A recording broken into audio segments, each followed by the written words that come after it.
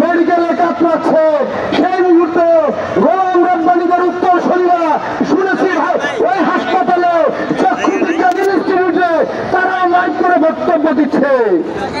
গোলাম রব্বানীর খুঁটির জোর ছিল শেখ হাসিনা, এই কুলাঙ্গারদের খুঁটির জোরকে আমরা জানতে চাই।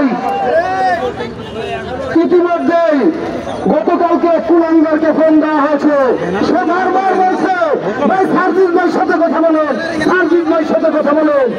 আমরা তাকে স্পষ্ট বলে তার কাছে জানতে চাই কেন এখন পর্যন্ত সার্জিসের নাম বলার পরে কেন এখন পর্যন্ত সেই চক্ষু বিজ্ঞান ইনস্টিটিউট থেকে কেন এখনো ওই কুলাঙ্গারদেরকে গ্রেফতার করা হলো না।